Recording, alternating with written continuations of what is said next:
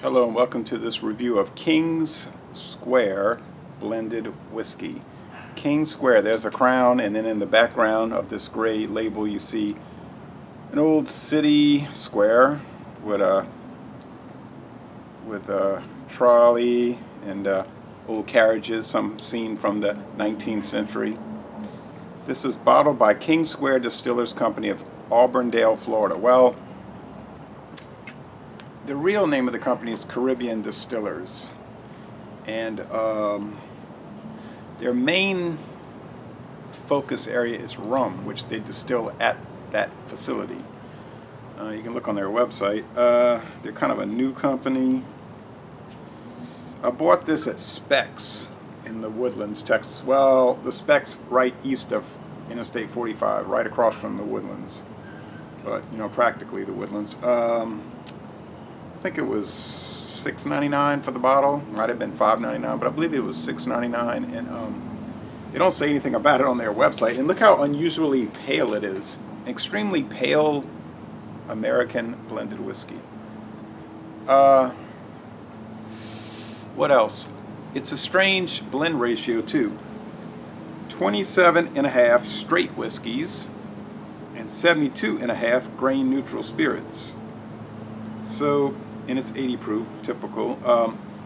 I get the suspicion that this is probably a house brand. In other words, it's made by this company in Florida for the Specs liquor store chain all over Texas. The Texas viewers know about Specs, and I've bought many things there. What else? The reason I think that is because I kept looking for this online, and the only link goes to Specs. So, it's probably one of those things. But I cannot say that. I just strongly assume that. But it also, what is confusing is that if it's just a standard house brand, why is it that strange blend ratio? Usually it'd just be 80-20, not 27.5. 72.5 to 27.5. That's kind of a funny thing. This is the first video review for this whiskey in the world. Now, a few more little clues, clues. Bottled by King Square. Doesn't say distilled by them, does it? No, bottled. Now on the bottom there's a code. Now there's a code on the side, but it's smudged off. Let's see if I can read this. 42 space 31 or 37 space 007. 14 at 4:03. I don't know what that's about. It doesn't matter. It's probably, I don't know where it's coming from. Maybe it's coming from Midwest Grain Products in Indiana, and they're shipping it down there, and they're just bottling it. But I don't recall any 72.5 to 27.5 thing coming from MGP. You might know about it. I don't know. Look how light. This looks like Cutty Sark, like a light scotch, doesn't it? Weirdest thing, I bought this 2 years ago, been sitting on it for 2 years. Kind of nice alcohol, it's almost like a sheet on the side. And it's starting to drip. Palest thing. I mean, it's incredible, it's really mind-blowing. They must have no added coloring. Blended whiskeys I was wrong about this in the past, American blended whiskeys are allowed to have coloring added, caramel color, and they don't have to disclose it. Okay, I was looking very carefully at the Tax and Trade Bureau product glossary sheet, whatever it's called, description sheet. They even have regulations for mixed drinks. True story, look it up. I can help find the link for you if you want it. It's like commonly known mixed drinks, or what they say, cocktails. And then they give a whole list of what it should have, according to the U.S. government. I don't know how you would regulate that. All right, anyway.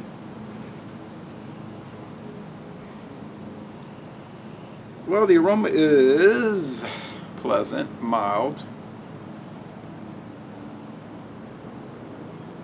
Yeah, there's a strong ethyl alcohol burn in the nose, which makes sense. Grain alcohol. Okay, so What's the grain? Almost assuredly corn.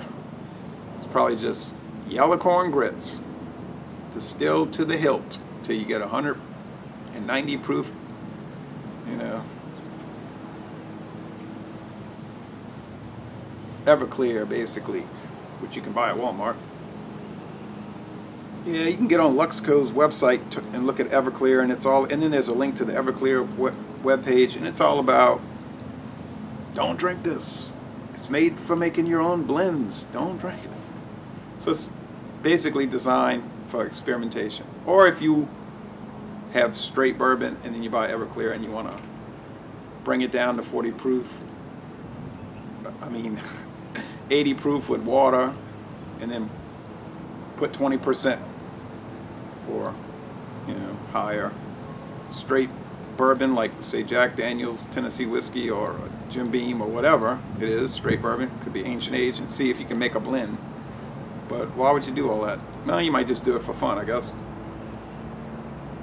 Or you can make a whole lot of other concoctions with the Everclear or the Diesel from Sazerac. This one has an interesting. Somebody asked me the other day, "Are you just making that up about aromas on a blended whiskey?" He said, "Because that's just cheap trash whiskey to me."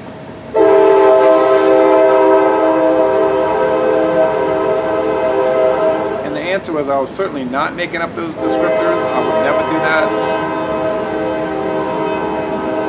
And I do pick up fairly intricate aromas and flavors used to Kansas City Southern Railroad Company. Aromas and flavors with American blended whiskey. Yeah, they're cheap, but they're still complex. No, sorry. I'm not sorry. If they're complex and cheap, then I'm enjoying them. So no big deal. I got to remember, people are not compelled to watch these things. All right.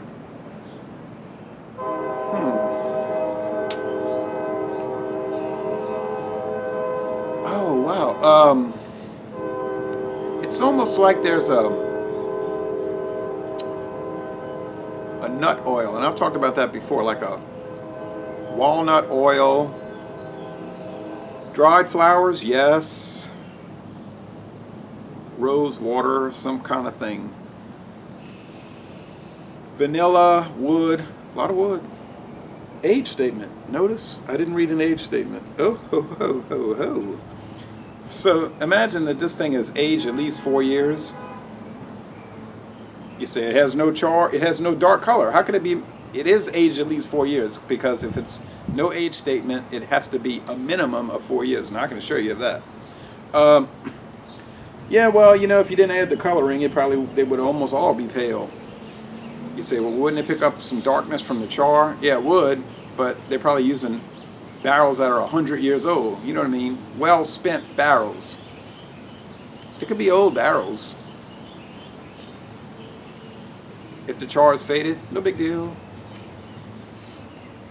That's the rule. Wood barrels could be, well, anyway, it doesn't matter. That's the rules. Okay, those are the rules. I keep thinking there's something else, like a citrus. You say, no, can't be. I don't know. I'm getting like a marmalade, like an orange marmalade.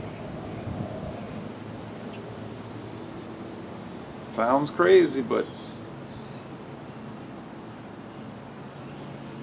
well, hey. It is very intricate relative to what I expected, which was nothing. Except the cheapest, most bland, basic non-entity, you see? But now the real proof is in the flavor, right? The taste. Let's see what we get on the taste.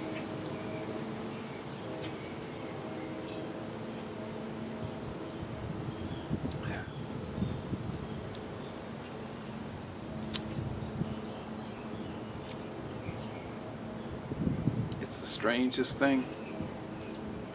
Yeah, you get mostly grain alcohol. Okay, fine. Grain neutral spirits, which are technically flavorless and odorless, but in reality, they do have a flavor and an aroma, but not much of one. They're just a base product. But there is something there. But there's something from this 27.5%. Straight whiskey. Yeah, like candy corn. A lot of wood. A lot of char. Shocking. I mean, it's just shocking. You say, well, they can add some flavoring, right? Yes. If it's at a low enough percentage, it doesn't have to be disclosed, right? Correct. It's usually blending sherry, right? Correct. The government is not particularly strict with American blended whiskeys, right? Correct. So you could just sell hooch, dangerous stuff, under that class, correct? Wrong. That's the wrong part. No, it has to be of a certain quality.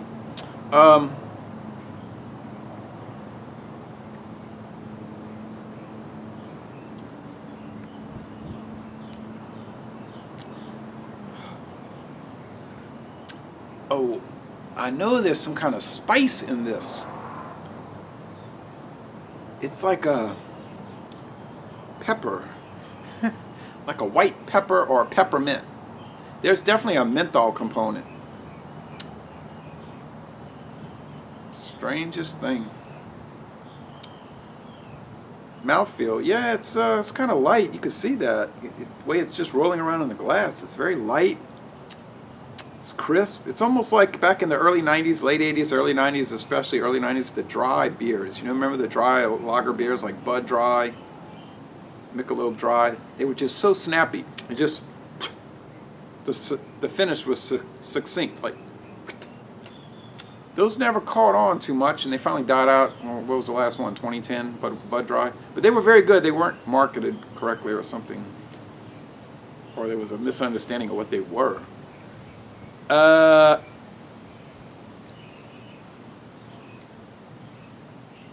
this has sort of that snappy finish of those. I'm sorry for going so long, but it's just got me discombobulated in some ways.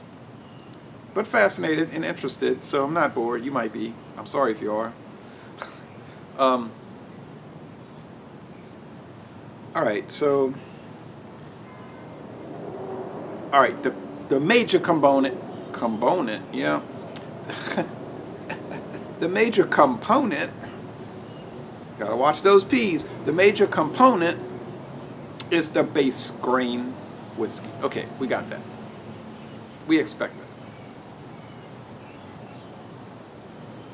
But there's all these other little things I'm talking about playing around the edges. You know, it's like, I don't know, around 25% or slightly higher of little flavor glimpses, which is making it really interesting. You know what I mean?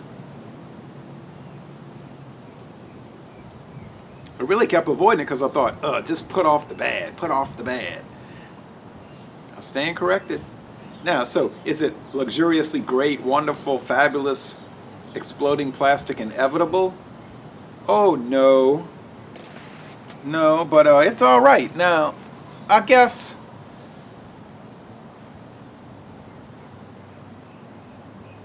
there's something here now underneath, like the Blue Oyster Cult said, the power underneath despair.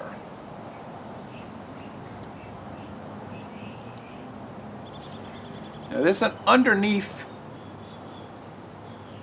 kind of soil compost thing. No. I'm not talking about Scotch, peat, but there's something weird, not off, not bad. Let me say unexperienced. Have you ever been experienced? Well, I have, but not with this flavor. I'm going to be so fascinated to put this in taste challenges. So fascinated. It's going to be an adventure, really.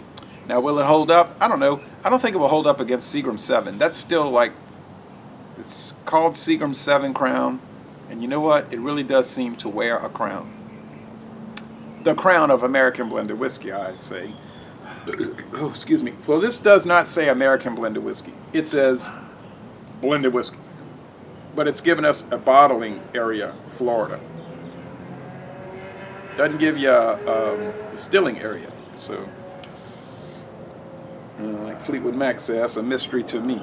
But anyway, I would recommend it. I mean, if you want to spend $7 plus tax in Texas, that would be like $7.35 for the bottle. I mean, hey, you can't go wrong. So, I mean, I just can't get over it. All right, so now next up in the blended category, maybe a couple of months, Bellows, established in 1830. True story, been around since 1830. Club whiskey, American blended whiskey, blended and bottled at Frankfort and Claremont, Kentucky. Yeah, right. Beam Suntory, right? Jim Beam. Bellows and Company, an honor name since 1830. Bellows was never a distiller, but more of a broker.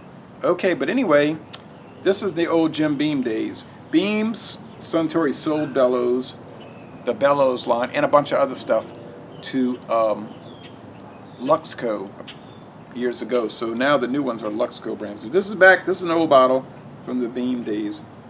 20% straight whiskey, 80% grain neutral spirits. It's dark. Yeah, huh? No age statement. Ooh. Okay. You know where I bought this liter bottle? At International Market. And you know what else? I saw this at a restaurant this week. Yeah. I'm in this Chinese restaurant and I'm waiting for the food, so I'm looking at their bar area. And I said, Bellows Club Whiskey. Huh. So if you go there and you order a whiskey sour, you ain't getting Jim Beam or Jack Daniels or Buffalo Trace. You're getting that. All right. So very fascinating. Sorry for the long video, but I just, hey, it's really exciting. So I'm going to end this review by saying, y'all come on down to hot and humid October, southeastern Louisiana.